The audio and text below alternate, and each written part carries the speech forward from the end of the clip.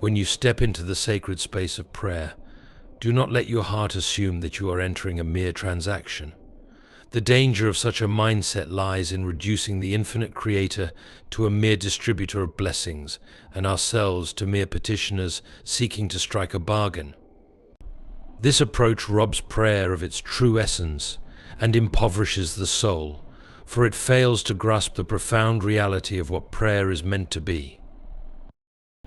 Imagine for a moment a child who approaches a loving parent, not with the joy of connection or the trust of a relationship, but with the calculated coldness of a negotiator. Such an interaction would break the heart of the parent, not because the request is unwelcome, but because the love that binds them has been overshadowed by a shallow exchange of needs and benefits. Likewise, when we come to God in prayer, thinking only of what we might gain or how our words might secure His favor, we fail to see the beauty of who He is and the depths of His love for us. God is not impressed by formulas or strategies. He is not waiting for the perfect arrangement of words to unlock His blessings. He is far more interested in the honesty of your heart than in the eloquence of your speech. To pray as though you are bargaining is to place faith in your effort rather than in His grace. And grace, my friends, is never earned, it is given freely, as a gift of love. True prayer is an encounter, not a transaction. It is a meeting of the finite with the infinite, a moment where the soul finds its rest in the presence of its Creator. When you pray, do not think first of what you can ask, but of who you are addressing. Let your words rise not out of desperation to achieve a result, but out of the desire to know the one who hears them. In that you will find a joy that surpasses the answer to any request and a peace that can never be bought or negotiated. To treat prayer as a transaction is to miss its greatest gift, the presence of God Himself. And in that presence you will find that the needs you bring to Him are secondary, not because they are unimportant, but because His love and His presence are sufficient to meet them all, often in ways beyond what we can imagine. Let this truth shape the way you pray, and you will discover that prayer, far from being a mere means to an end, is the very end for which your soul was created. When you pray, do not imagine God as some celestial vending machine, dispensing blessings only when you insert the right combination of words or deeds. Such a perspective does more than diminish your understanding of God, it distorts your relationship with Him. It reduces prayer to a cold, mechanical act, stripping it of the reverence, intimacy, and wonder it is meant to inspire. Think for a moment about what such a notion implies. It imagines God as a being who is bound by formulas, as though He is constrained by human cleverness or the precision of our petitions.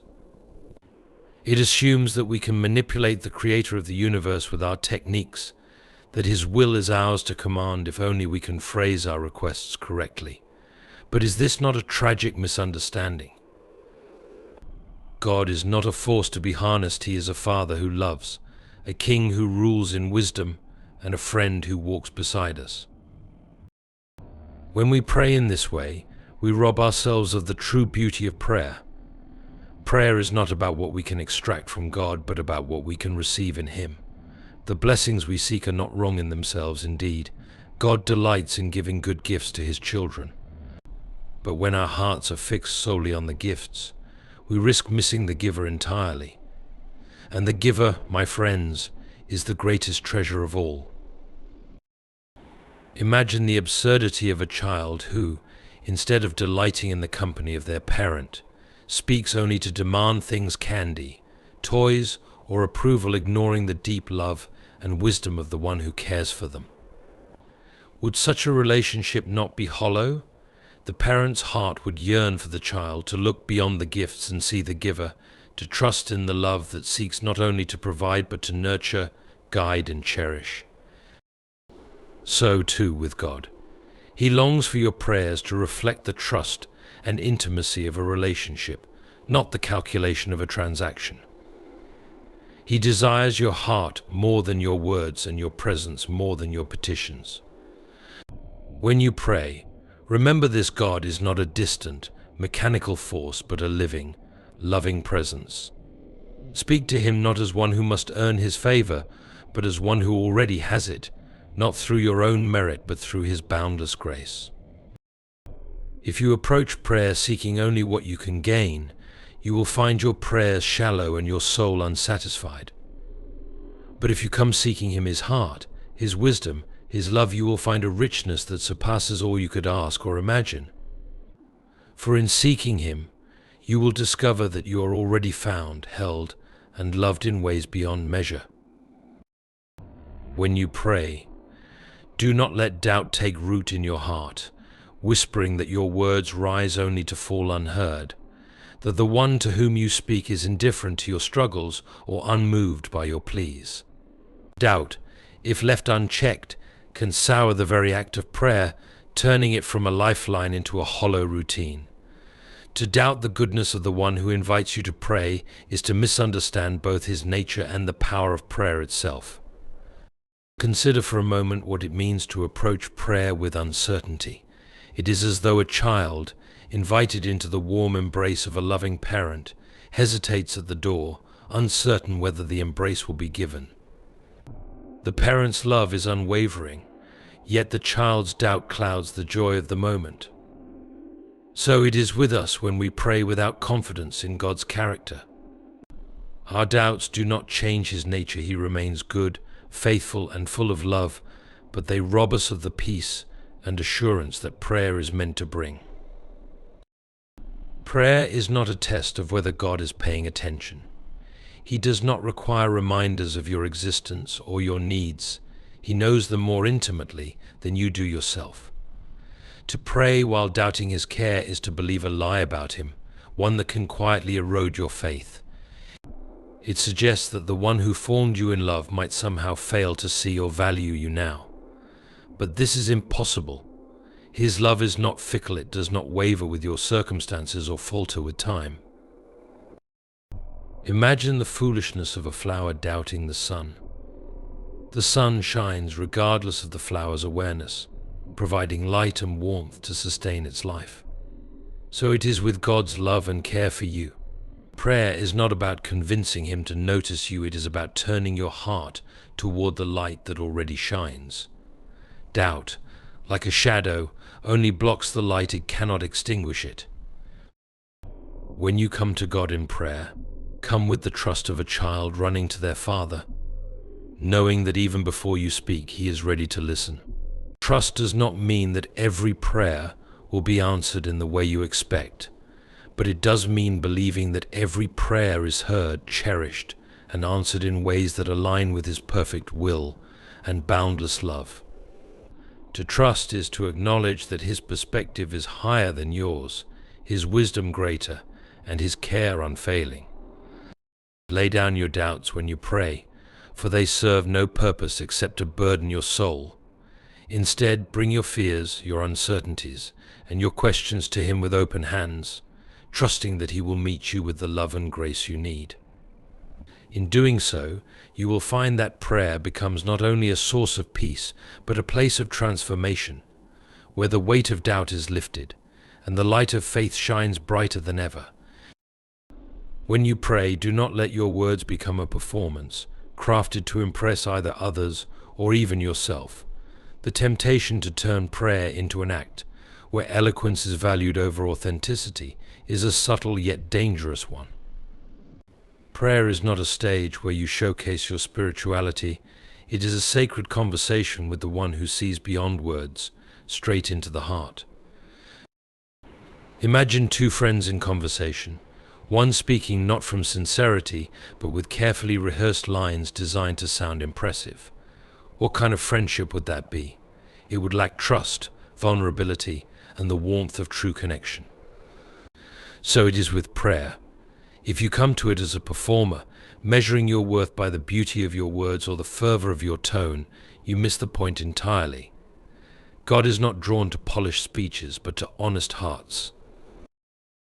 There is no prayer too simple for him. A sigh, a groan, a whispered "help me," these speak volumes in the language of heaven. It is not the length or grandeur of your prayer that matters, but its sincerity. You do not need to impress God. Indeed, how could you? He who knows every thought before it is formed and every word before it is spoken is not moved by flourish but by truth. Even more, prayer is not about how others perceive you. If you find yourself crafting prayers for the ears of those around you, take heed. Prayer is not a performance for an audience, it is the private communion of your soul with its Maker. Whether in public or in solitude, let your prayers remain directed to Him alone. If others hear them, let their impact be an overflow of your genuine heart, not a display of your piety. Think of a child speaking to their parent. The child does not concern themselves with perfect phrasing or an impressive tone, they simply speak, trusting in the parent's love and desire to understand. This is the kind of prayer that touches the heart of God raw, unfiltered, and true. When you pray, let go of any need to impress, either yourself or anyone else. Instead, speak with the simplicity of one who knows they are deeply loved. Let your words rise from a place of authenticity, not artifice.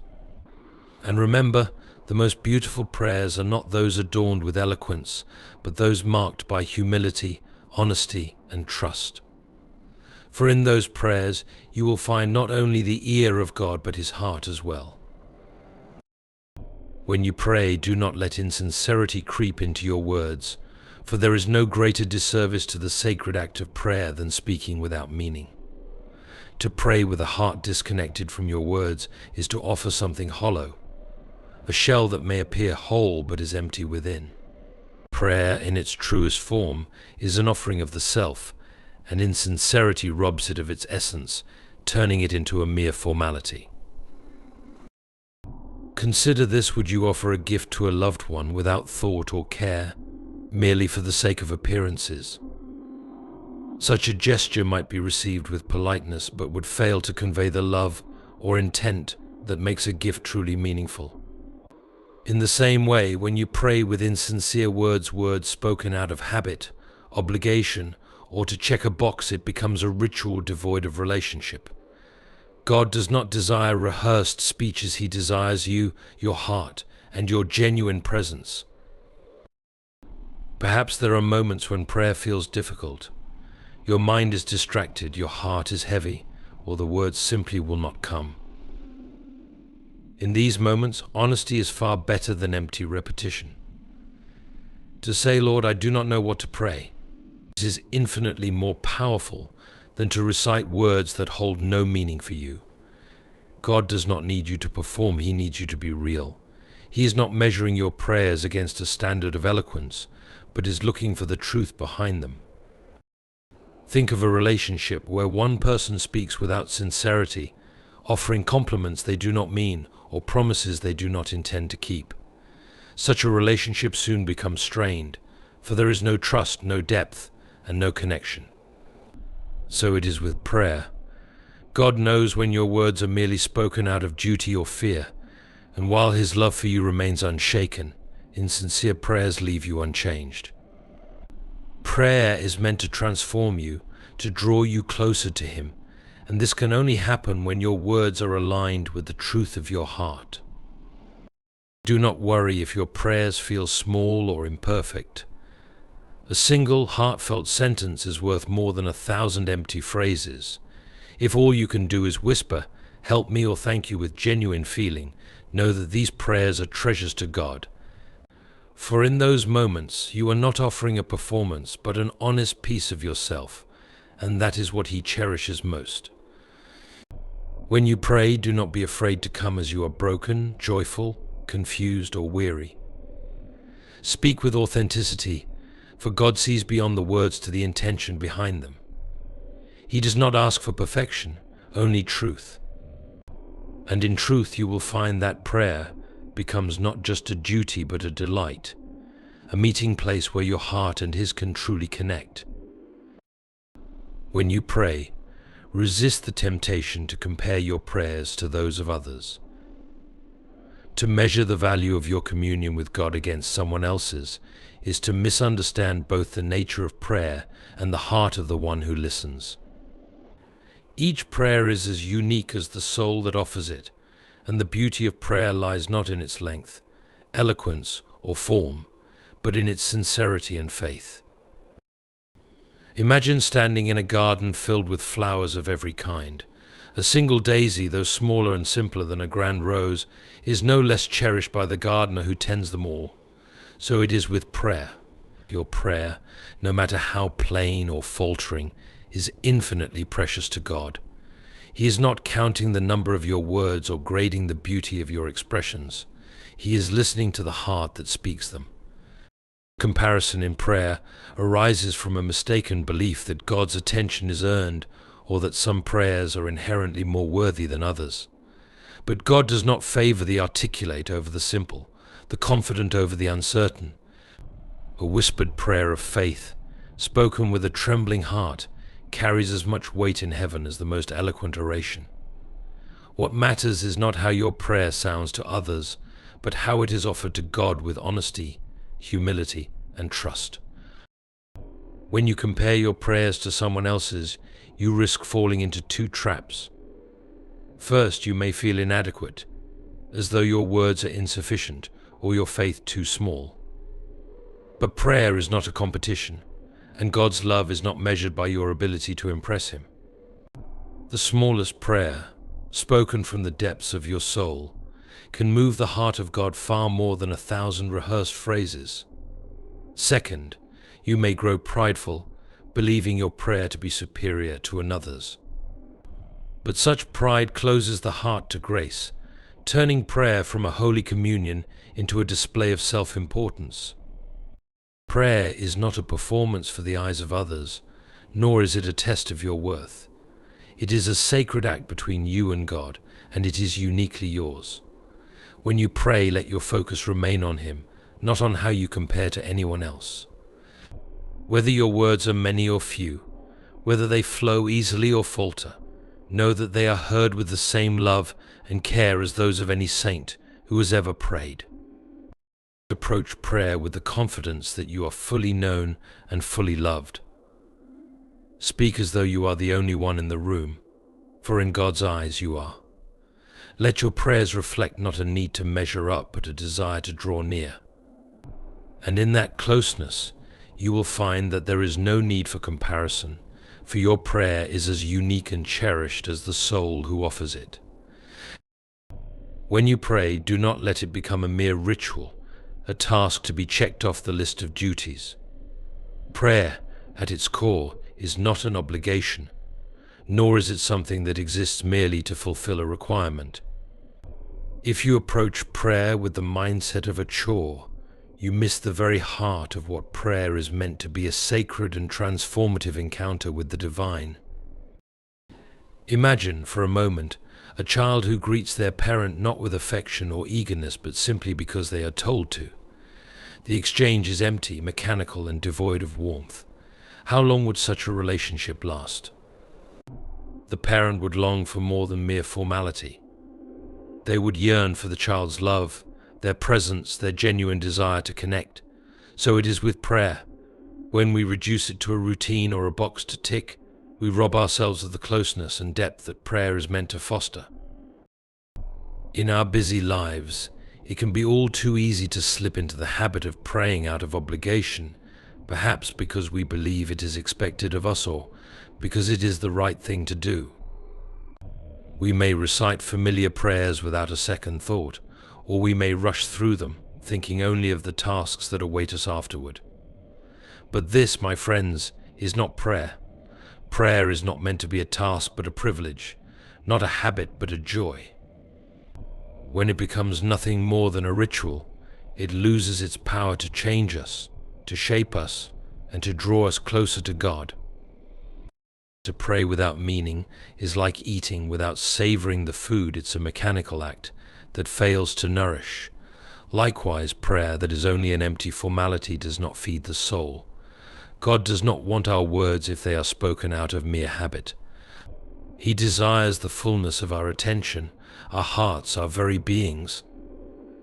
The act of prayer is an invitation into relationship, not a duty to be endured. If you find yourself drifting into the routine of prayer without thought, take a moment to pause. Reflect on the privilege it is to approach the Creator of the universe, the one who loves you deeply and knows you fully. Let that awareness awaken a fresh sense of wonder and gratitude in your heart. When you pray, do so with intention, with reverence, and with love, for prayer is not just about asking or thanking, but about communing with the one who has called you his own. Do not let prayer become a hollow ritual. Let it be a living conversation, a space where your soul is free to express its joys, its struggles, its gratitude, and its desires. When prayer is no longer just a task, but a true meeting of hearts, yours and God's, it will transform you, filling you with the peace, purpose, and presence of the divine. When you pray, do not hide from God, nor come to him with anything less than your true self. It is all too easy to wear a mask, to present only the parts of yourself that seem worthy or acceptable. But in doing so, you deny both God and yourself the depth of the relationship prayer is meant to cultivate. Prayer is not a performance, it is an invitation to come as you are, in all your complexity, vulnerability, and imperfection. Consider, for a moment, the absurdity of a child who approaches a parent, not with honesty, but with a carefully crafted version of themselves. The child hides their fears, their pain, and their confusion, believing that only their most perfect self will be accepted. How strange it is that we too so often try to hide the very parts of ourselves that most need to be touched by God's love. We fear that our brokenness is too much, our struggles too raw, or our doubts too great. Yet God does not call us to present our best, polished selves. He calls us to present our hearts in their fullness, knowing that it is in our rawness that we can experience the deepest transformation. There is nothing you could hide from God even if you tried. He knows you better than you know yourself. He knows your fears, your sins, your failures, and your hopes. Yet he also knows the potential within you, the beauty he created in you, before you even took your first breath. So when you pray, do not hide behind a mask of perfection. Do not pretend to be someone you are not. The prayer that touches God's heart is the prayer that comes from the depths of who you truly are. It is the prayer that acknowledges your need, your longing, your vulnerability. To withhold your true self in prayer is to misunderstand the very nature of God's love. His love is not conditional on your behavior or your spiritual state, it is unconditional. He does not expect you to come to him with everything figured out, nor does he demand that you be free of pain or doubt. In fact, it is in those very places of struggle where his love shines the brightest. When you bring your whole self to him, your joy and your sorrow, your faith and your doubts, you invite his healing and his presence into the places that need it most. Think of the relationship between a parent and a child who trust each other deeply. The child knows that no matter how they feel or what they've done, their parent will always love them, always listen to them. So too with God. He is not waiting for you to clean up your life before you can approach him. He is waiting with open arms, ready to embrace all that you are, all that you bring, no matter how imperfect or broken. Do not withhold your true self from God in prayer. Bring your fears, your doubts, your anger, your grief, your joy, and your hopes. Only when you come with your true self will you experience the full depth of his love and his transforming power. For it is in those moments of honesty, when you are most vulnerable and real, that God meets you most powerfully and tenderly. And it is there, in that sacred space, that you will find not only healing and peace, but a love that is deeper than anything you could have imagined. When you pray, do not treat it as though it is a duty to be performed in isolation, as though your prayers have no connection to the world around you or to your actions beyond the words you speak. To pray in this way is to misunderstand the true nature of prayer, for it is not merely a transaction with God, a private conversation that leaves the rest of life untouched. Prayer, when lived authentically, should shape not only the moment of its utterance, but also the entirety of your life. Consider how we often compartmentalize our spiritual lives, as though prayer is something that happens in a separate space on Sundays, or in quiet moments alone, and the rest of our lives are entirely disconnected. It is as if we believe we can go to God, ask for His help, offer our gratitude, and then return to our daily lives unchanged, as if prayer exists only in those few moments and not in the whole of our being. But the truth is that prayer is meant to permeate all of life, shaping the way we interact with the world, the way we treat others, and the way we view ourselves. Think of the person who prays fervently for peace, for love, for justice, but then lives as though those values do not matter. They speak words of compassion and hope to God, yet their actions betray those very principles in the world. How hollow their prayer becomes. Prayer that is not reflected in life is like a tree that bears no fruit. It may stand tall and proud, but it serves no purpose.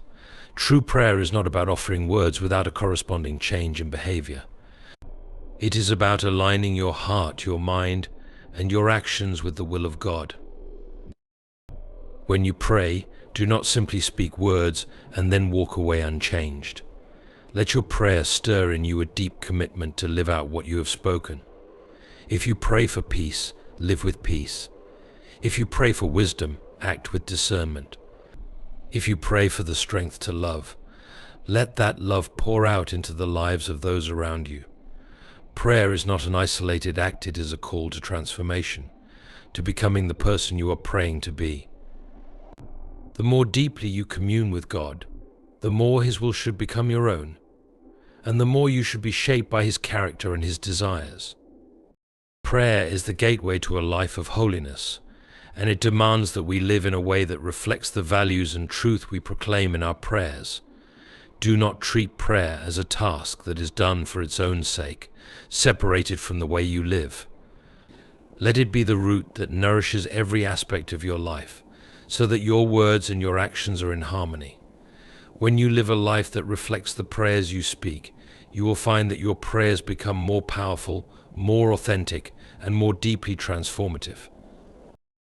So when you pray, remember that prayer is not an isolated activity. It is the beginning of a relationship that, when lived out fully, shapes every part of you. Pray not only with your words but with your life, so that both your spoken prayers and your actions testify to the love, justice, and peace of the God to whom you pray. In the end, prayer is not about what we do, but about how we approach the one who loves us. It is not a task to be ticked off, nor a performance to impress, but a sacred invitation to commune with the Creator. When you pray, do not hide behind empty words, insincerity, or doubt. Do not approach prayer as a mere ritual or a duty, as though your heart can remain untouched by the act itself. And never, ever compare your prayer to someone else's, for in God's eyes, it is your unique heart that matters. True prayer is an encounter that requires vulnerability, honesty, and trust. It is a place where you lay down your masks and come as you are, with all your flaws, your doubts, and your longings. It is a place where you allow God to meet you, to shape you, and to transform you from the inside out. And when you approach prayer in this way, free from pride, free from pretense, and full of the honesty of your heart, you will find that it is not only a conversation, but a life-changing experience. Remember, God is not interested in grandiose words or a polished performance. He desires you just as you are. Your prayers, no matter how simple or imperfect, are precious in His sight. And when you pray with authenticity, when you pray with a heart that is fully present, you will find that prayer becomes not a duty, but a delight, not a task, but a journey into deeper intimacy with the one who knows you and loves you fully. So as you go forward, let prayer be the sacred, transformative act it was meant to be. Pray without fear, without pretense, and without comparison. Pray with the full weight of your heart, trusting that in your honesty you will find the deepest connection with the God who is always ready to listen. And in that place of true communion, you will be changed, not just in your words, but in your very soul.